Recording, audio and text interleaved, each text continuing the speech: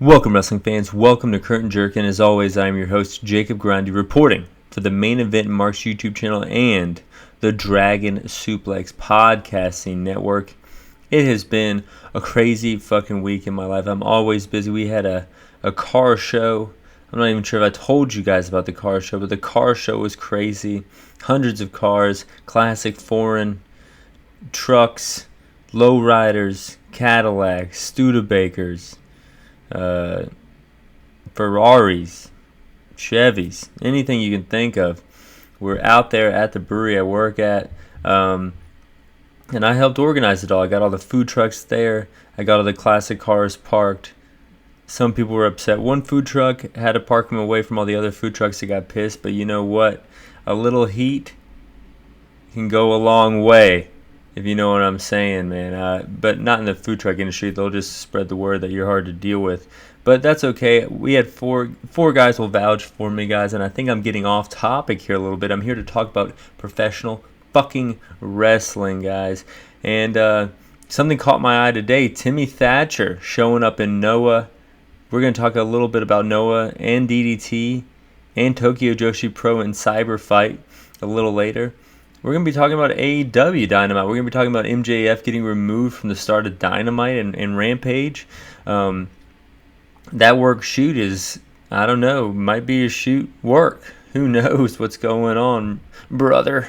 But we haven't talked about Rampage, AEW Rampage from Friday night. I ranked every single match from worst to first. We're going to give you my rankings, then I'm going to give you my overall thoughts because I think the overall thoughts are more important than ranking every match from worst to first because there was only really one good match out of the whole lot.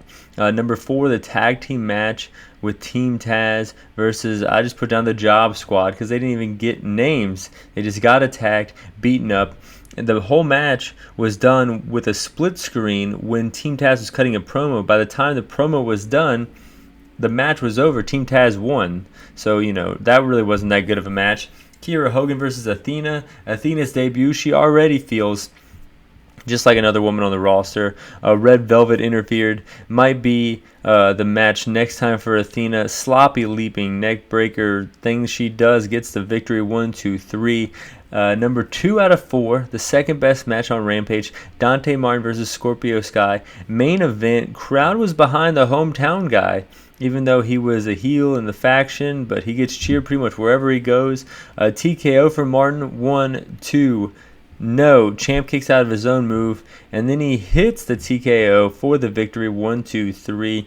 And then we get to the good match, the curtain jerker of the evening. I think this means that the Bucks wrestled twice that night. I don't know if Rampage was taped live or if it was on after Dynamite, but they were in the 10-man tag on Dynamite, and here they are in this match on Rampage. So I'm not sure it was in the form again.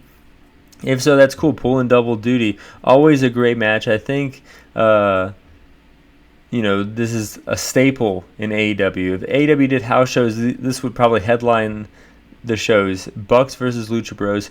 Especially liked when Phoenix jumped off Penta while Penta was standing on the second rope for a crossbody. And then when Phoenix was pinning Nick, Penta uses his brother as a springboard platform to hit a destroyer onto Matt. Should have been the finish. Meltzer driver BTE trigger 1, 2, 3 was the finish. And then moving on to my overall thoughts. The real story of the show, if you will. Punk was having to relinquish his title based on an injury. That sucks. I know I kind of, been shitting on CM Punk, but that's because I know how good he can be and how much I think he could elevate the brand. I think putting the title on Punk was the right move. Even though I really liked Hangman's title reign. I thought it was the most important title reign in AEW history. And even though Punk took the title off him, I would still say that Hangman was the most important title reign in AEW history because it did show that a guy not affiliated with the WWE in his career can hold that title. I don't know if that will be the case next. They're going to have a match between Hiroki Goto and Tanahashi to see who will face the winner of Mox versus the winner of a Battle Royal at Forbidden Door. hopefully you followed all that if you don't already know what's going on. But it looks like it's going to be Tanahashi versus Mox, a match we've already seen. So that kind of takes the wind out of my Forbidden Door sails. But who knows? In my opinion, I think MJF should enter the Battle Royal. He's already won 2 Battle Royals with that ring, so he's got the ring on. Use the ring to face Mox. Use the ring to knock out Mox, because I think MJF and Mox, they had a match, in the Daily's Place era of Dynamite. So if you have another match where MJF wins, and then later on beats Tanahashi, so you have MJF on this huge roll, then you can do the rubber match with Mox. And then before you know it, Punk is back. You have the hottest feud of the year, this time for the world title. That's how I would do it. I'm fantasy booking here. That's just it right there. I'm sure that that's not what's going to happen here. I don't even know really what's happening with MJF. It changes day to day. But get well soon, Punk. AEW Galaxy will miss you. It sucks they didn't just keep the title on Hangman, but hindsight is 2020. But speaking of Hangman, he's going to wrestle Okada. Believe it or not, at Forbidden Door. That's going to be insane. Hangman, one of my favorite in AEW. At times he becomes my favorite in AEW, and that's saying a lot with wrestlers like Sting and CM Punk on the roster, people that I've enjoyed throughout my entire life, versus Okada. My favorite wrestler of all time in New Japan Pro Wrestling, the guy in New Japan Pro Wrestling. So that's going to be crazy, but I do think that means that Hangman's taking the loss, because Okada is not going to lose. He rarely loses in America nowadays. AEW was not the only wrestling that you could watch if you were looking to watch wrestling on Friday. Of course, early in the morning, the Best of the Super Juniors 29 final happened. From New Japan Pro Wrestling, of course, from Japan. Hiromu Takahashi versus El Desperado. This match was what we all wanted going into the tournament, and it's the match we got in the finals leaving the tournament. So no complaints here. I would say it was the best match of the weekend. Any company and any, WWE Hell in a Cell, which we're going to get to, Noah, anything. Good pace. Desperado hits a frog splash at the 10-minute mark. Hiromu quickly locks in an arm bar right after. Strike battle, just bitch slapping each other. Pinche Loco, roll through, and Desperado hits another Pinche Loco, folding Hiromu's arms as if he was the Undertaker going for a pin. 1, 2, Hiromu kicks out. Takahashi hits a destroyer, but so hard. He hits this destroyer so aggressively that Desperado comes flying up, kind of like ragdoll selling, like Shawn Michaels would do, right on his fucking feet. He's out on his feet, but then he turns from being out on his feet to powering up. I don't know what's happening, but I enjoy it. Time bomb 2, 1, 2.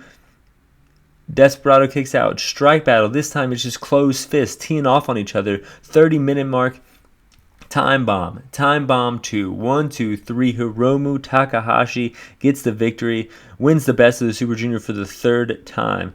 Hiromu Takahashi is a generational talent as far as the juniors division in New Japan Pro Wrestling, but I do think they need to shake things up in that juniors division. It was cool to see Ace Austin over there. It was cool to see Alex Zane over there. Hopefully they can bring him over a little more often, but I think it's time for Desperado to move on from the division and go to the heavyweight division.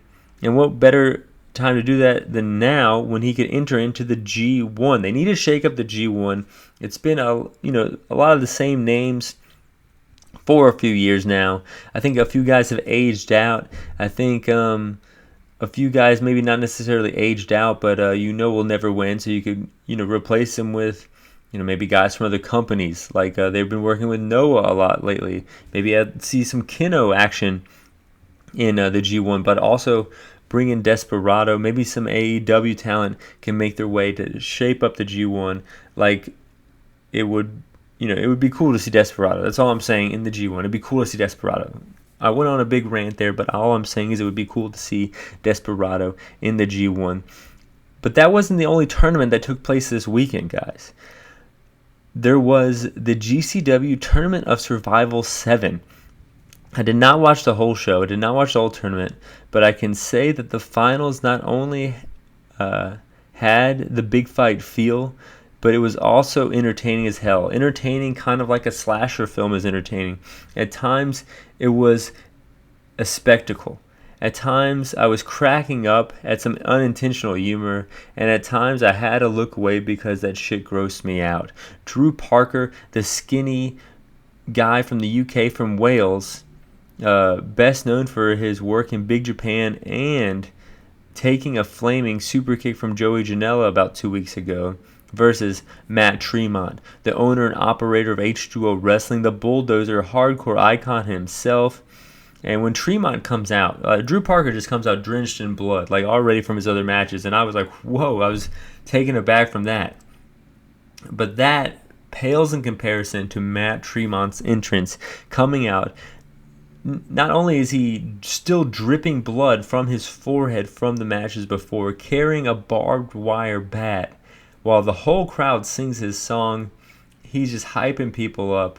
He gets in the ring. It's just insane. It's insane. The big fight feel was there with Tremont's entrance. I think maybe Schlack and Matt Tremont are my two favorite hardcore wrestlers.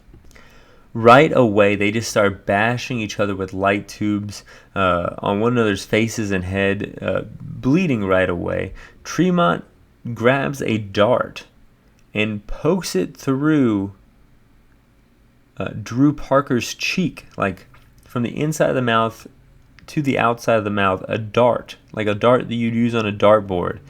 That was when I was like, holy shit, this is a bit too much. Like, what the fuck am I watching here? More light tubes. And then they battle up on top of the scaffolding. Parker pulls the dart out of his cheek and stabs Matt Tremont in the head with it, and then chucks Matt Tremont off the scaffolding, and then hits a swanton bomb onto Matt Tremont for a 1 count. What the fuck? That should have been the finish right there. But then Tremont kind of knows he's done and just kind of berates Parker to finish him off. Kind of like a fucked up version of Shawn Michaels and Ric Flair from WrestleMania 24 or something like that. Smashes one more light tube on his head. 1, 2, 3. I don't know why they didn't finish with the lawn dart stabbing, chucking off the scaffolding, swanton. But I might be being a little picky here. Drew Parker wins. They let him beat Joey Janela and Matt Tremont back-to-back shows. So it looks like GCW is strapping the rocket to him. He does have this odd charisma, coming out to enter Shikari, the UK guy in death matches. I don't know if there's ever, forgive me if there has been. I don't mean to disrespect any hardcore icons out there or deathmatch legends. But mainly, as heavy-set Americans and heavy-set Japanese guys. But here's a skinny as hell guy from Wales. It's interesting to see, so he wins this giant trophy that Pondo brings out. I don't know if you guys remember him, but he took a weed eater to his chest like 20 years ago. He brings this trophy out, gets it in the ring. It's like they're celebrating. All the faces are jumping up and down. The trophy keeps falling. The ref has to come in and hold the trophy up. But it was a spectacle. It was, what I expected and then some. So if you're a fan of this stuff, seek it out. If you're a fan of hating this stuff, seek it out too, because it gave you a lot of stuff to hate on, like the obvious finish 1 count kick out thing. I don't even know what they were trying to put over there. But yeah, I enjoyed the hell out of this match because I didn't watch all the other matches before. I think that after like the second death match, I would have been death matched out for about a month. But since I watched the one finals, I was super into it.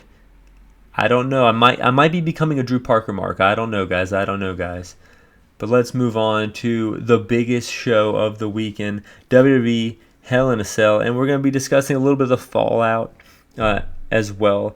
I say this every time I watch the WWE Premium Live event, but I love the video packages here. Watching week to week sucks, but if you only watch the big shows, it's perfect. It's crazy that they can take the awfulness that is the week to week show and make these great video packages out of it. But The opening video package was not as good as the MVP music video for the Bobby Lashley diss track. No word yet if that's on Spotify. I hope it's on Spotify. I'm going to put it on my playlist if the MVP diss track to Bobby Lashley is on Spotify. Shitting on the WWE ECW in WWE. Said that brand was as classic as New Coke. Thought that was hilarious. Also, after a 5-hour Double or Nothing, I really enjoyed the length of this show. These B shows, Backlash was less than 3 hours, and this show was a little less than 3 hours too. So I really enjoyed that. You just, trim the fat on some of these shows and give us what we want, and that's what they did. So kudos to WWE, but let's rank every single match on this card from worst to first. Number 7. I know I said I liked the music video. The music video was better than the match. It peaked at the diss track. Lashley versus Almost and MVP. This is why I don't watch week to week. They've had 4 matches, one at WrestleMania, and then they've had 3 others after this. They told Cedric to stay in the back, that Hurt Business was no more. They were an MVP, Almost, and Cedric were unaffiliated. Cedric got pissed, came out, and interfered, kind of distracted Almost. Cedric got sent over the top rope by Almost. That's when Bobby Lashley hit a spear to Almost after getting put through the guardrail by Almost, and then locked in the Hurt Lock to MVP and got the victory there. We'll see what happens here. Cody Rhodes is injured. We'll get to that, as if you had to listen to my podcast to know that. So we'll see what they do with Raw. Are they going to bring Almost an MVP up to a main program? Are they going to bring Bobby Lashley up to a main program? Is Roman Reigns going to be on SmackDown or Raw for any of this to matter? Why aren't they elevating the U.S. title to a more prominent position since there's no world title program on Raw? We don't know. But as far as this match being the worst match on the show is something we do know. It's number 7 out of 7. Number 6 out of 7, Madcap Moss versus Baron Corbin. Madcap is a star. I can see him getting the title one day. Brawling on the outside, chairs, steps come into play. Madcap gets the victory. It was all these matches were good, but that match kind of didn't really stand out at all. Number 5 out of 7, Kevin Owens versus Ezekiel. Big Zeke bleeding from his forehead at the beginning of this match. His offense was kind of like a blast from the past here. Stinger splashes, spine busters. I didn't know what to think of this. It was warming my old school early 90s WCW heart, seeing this colorful man hitting all these, early 90s tropes. Kevin Owens cracks me up though, yelling, Admit it, you are Elias. And then hitting this stunner, 1, 2, 3. Solid match. Ali in Theory, this match was pretty good here.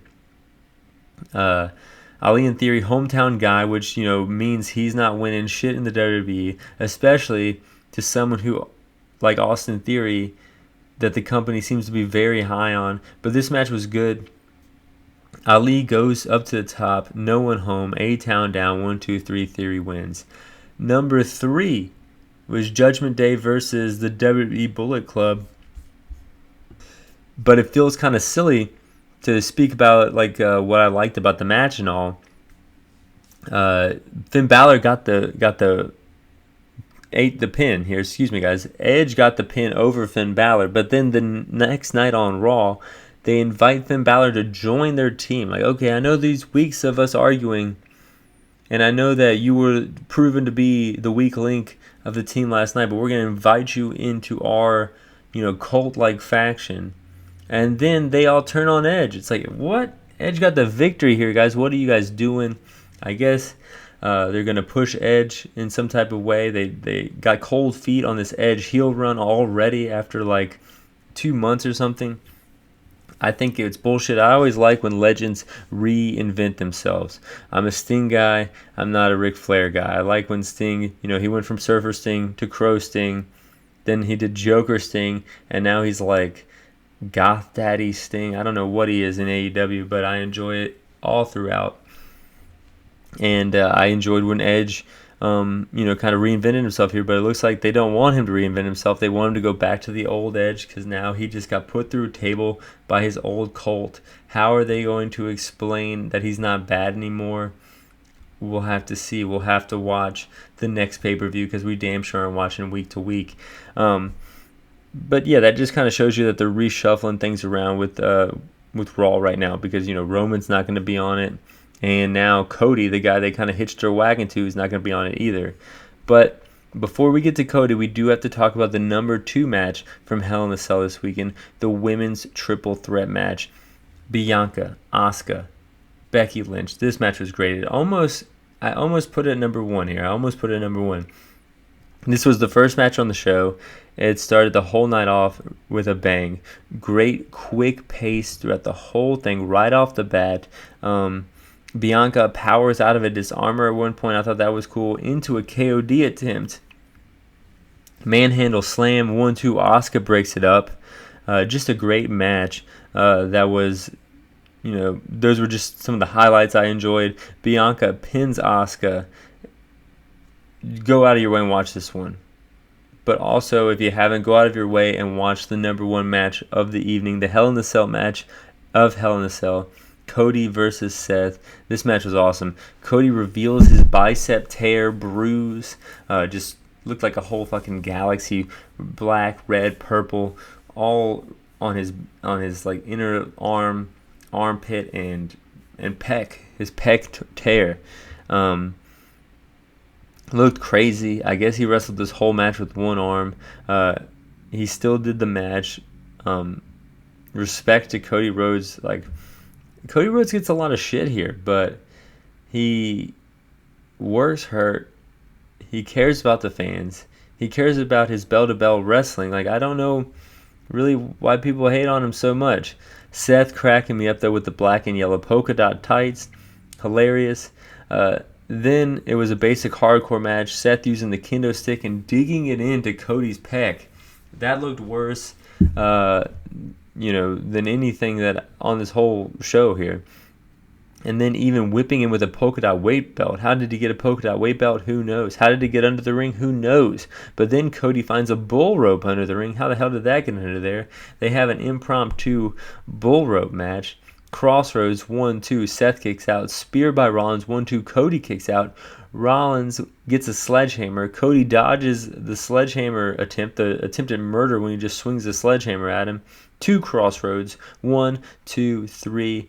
Not as good as a match as the women's match, but the spectacle that Cody Rhodes brought by wrestling with such an injury kind of jumped it up. It's going to be a memorable moment. It had that big fight feel because of that injury, and that's how it jumped that women's triple threat. This was one of my favorite Hell in a Cell matches in the last 15 years. I really don't remember good Cell matches. I think the last one I really enjoyed was you have to go. Well, I mean, I guess I like the Usos versus the New Day, but if you're talking about a single Cell match, you'd have to go all the way back to Cactus Jack and Triple H. No lie. But this match was great. Seth Rollins and Cody Rhodes, they killed it. But let's jump over to some predictions. So let's jump over to some Cyber Fight predictions. This is something pretty interesting. Cyber Fight. It's the biggest company that is involved in wrestling in the world. A lot of people think WWE is obviously the biggest wrestling company, which is the biggest wrestling company, but there's 3 companies under the banner Cyber, and they have this big festival, Cyber Fight Festival, which incorporates all 3 companies wrestling in one big show. Pretty interesting shit here. Noah, DDT, and Tokyo Joshi Pro, all on one card. So you get to see women wrestle on the same card as men in Japan, which only happens as of late, as of the last 2 or 3 years, it happens 2 or 3 times a year. But for decades, it just did not happen. Maybe FMW, I remember that happening, but it's pretty rare that happens. And they have a full lineup of stuff here, but I got to be honest, guys, I'm only going to watch about 5 or 6 matches. A lot of these matches are multi-man matches, but we're definitely going to be watching Go Shiozaki versus Kojima. So New Japan guys on this card. Go Shiozaki versus Kojima headlining Cyber Fight. You have the semifinals of the Princess of Princesses Championship. Nakajima versus Sakazaki. Yuka Sakazaki from AEW. I'm reading these names obviously for the first time. Hopefully Sakazaki wins from AEW. Remember her? She dresses kind of like a little genie. And then we have Keno, someone that I've come to know and enjoy from DDT. He's from Noah wrestling a DDT competitive match here, is what it says. Dasaki Sasaki. That should be good. And then maybe just a few other things like I know Simon Gotch, Timothy Thatcher, Rene Dupree, Dr. Wagner Jr., and Michael Elgin are a team. So I'm probably going to watch that match as well. But, just the top matches, there seems to be just a lot of matches here. I'm trying to even look at how many, like over 10 matches, and we're going to be probably watching about 5 of them, reviewing about 5 of them, and giving my overall thoughts on 5 big matches on Cyber Fight. But I will watch every single match from New Japan Dominion on Osaka-jo Hall. First match here, 6-man tag, Aaron Henare, Francesco Akira, TJP versus Tenzan, Master Wato, and Taguchi. I think that the United Empire is going to get the victory over the older guys here, probably pinning Wato. Another 6-man tag, Hiromu Takahashi, Naito, and Bushi taking on LP, Ace Austin, who's still over in Japan. That's kind of cool. And Taiji Ishimori. I think that LIJ is going to beat this makeshift team. I guess Ace Austin joined the Bullet Club here, but I think that they put over the Bullet Club pretty huge here. They got to start giving some of these guys some wins back. I'm going to think LIJ is getting the victory here. Then we have Doc Gallows versus Toru Yano. This match should be pretty good, and I can see Doc Gallows getting the victory over Toru Yano. Toru Yano is a funny little character that we all know and love. I bet he can get a little sympathy. So I think that the big Doc Gallows beating Yano is only just going to garner up some sympathy for the goofball we all know and love. But the Never Openweight 6-man tag team championship match, the champion, Evil, Sho, and Yujiro, if you forgot who the champions were like I did before I read it, versus Kinemaru, Zack Sabre Jr., and El Desperado. El Desperado, like I said, I want him in the G1. The last thing I want on him is the 6-man tag titles, and I think that could go on Evil, so keep it on Evil and get him out of these singles matches. I'm still upset that he ruined an Ishii Wrestle Kingdom match. And then we're going on to the IWGP Tag Championship match. The champions, Chase Owens versus Bad Luck Fale versus Jeff Cobb and Great-O-Khan.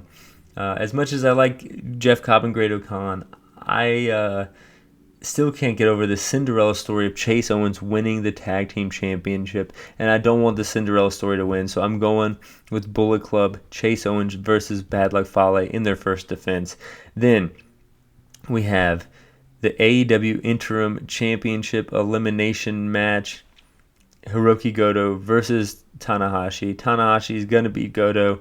I don't think Goto was even on this card prior to this match, so that kind of telegraphs what's going to happen here. They already had Tanahashi come out in LA. They're not going to mix that all up just because Punk's injured. They're going to have Tanahashi at Forbidden Door. They got to sell some tickets. Then Shingo Takagi versus Tai Chi in the King of Pro Wrestling Championship match. I forget the stipulation here, but the last one was pretty cool where you had to just get 30 points. So if you could pin him for 4 seconds, you got 4 points. If you pin him for 2 seconds, you got 2 points. I kind of want Shingo to win this one. No rhyme or reason. That's just what I want. The Never Openweight Championship match, you have Tama Tonga in his first defense versus the Machine Gun Carl Anderson. Carl Anderson's the tag guy. So is Tama Tonga, don't get me wrong. but I think they're trying to elevate Tama Tonga here a little bit away from the tag division. So I think he's going to beat Carl Anderson. Then we have a triple threat match, the IWGP United States Heavyweight Championship match. Sonata, Will Ospreay, and Juice Robinson. Juice Robinson, I think, is a little under the weather here. Something's going on with him. Not necessarily injured per se, but something's happening. So I think they're going to put the title on. I want to maybe put it on Sonata because he had to relinquish it at one point, if I'm not mistaken. Put it back on Sonata. Will Ospreay, I think, needs the world title, so he doesn't really need the U.S. Championship. And I think Juice is a little, let's say, under the weather. So I think it's going on Sonata. And then we have the IWGP World Heavyweight Championship match. Okada versus Jay White. And I'm going with Okada. Because I always go with Okada because I'm an Okada mark. But also, I think that they wanted to have it on Okada going into Forbidden Door so he can beat the former champion Hangman Page. That's just what I see happening. This is not a spoiler. This is a prediction. Opposite from Paul Heyman promos here. But I appreciate you guys listening. It means a lot that you guys take time out of your busy schedule to listen to me ramble on about something I love, pro wrestling. Hopefully you love pro wrestling too. Let me know in the comments of however you're listening to it, what you think of the show and what you think of my opinions on pro wrestling. Till next time, guys, fly high. I'm out.